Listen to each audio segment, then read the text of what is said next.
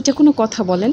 আমরা এখন যে বাসাতে থাকি সেই বাসার আমাদের একটা রুমের জানলা দিয়ে আমি এই ভিডিওটি করেছি। এটা হচ্ছে সকালবেলার ভিডিওটা। দেখেন কত পরিমাণের এখানে গাছ আছে। আর এখানে যে পাখিরা কিচিরমিচির করে ডাকে না, আসলে জাস্ট ওয়াও! এত সুন্দর লাগে শুনতে সকালে।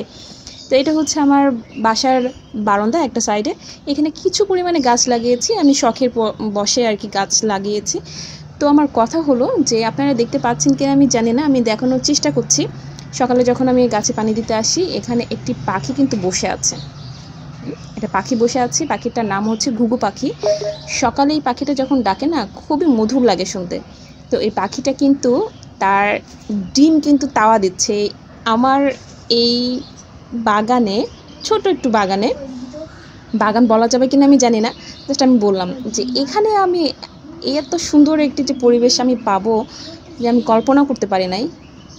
পাখিটা এখানে বাসা বেঁধেছে, একটা ডিম দিয়েছে।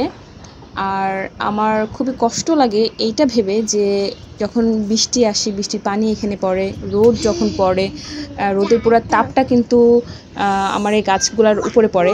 তো এই পাখির অনেক কষ্ট হচ্ছে এই পাখির ডিমটা তাওয়া দিতে। তো আমার কথা এটাই যে পাখির তুই আর কোনো জায়গা পালি না, এত সুন্দর গাছগাছালি থাকতে, এত একটা নিরাপদ জায়গা থাকতে গাছের উপরে, তো ওখানে না বাসা বেঁধে তুই এখানে এসে বাসা বাঁধছিস। এখন আমার কথা যে তোর কি মানুষের মধ্যে থাকতে পছন্দ? আর হ্যাঁ, এখানে দেখেন আমি বিকালে আবার যখন গাছে পানি দিতে আসি তখন কিন্তু 2টা ডিম আছে। সে অলরেডি আরেকটি ডিম পেড়ে ফেলেছে। তো এই 2টা ডিম থেকে ছানা বের হওয়া পর্যন্ত তাকে অনেক স্ট্রাগল করতে হবে। আমি চাই যে সুন্দরভাবে সে ছানা দুটো বের হোক। আমি চাই, অবশ্যই চাই, এত সুন্দর একটি মুহূর্ত আমি ধরে রাখতে চাই আমার ফোনে। কারণ আমি জানি না নেক্সট টাইমে আমি এমন ভিডিও পাবো কিনা আর কখনো জীবনে।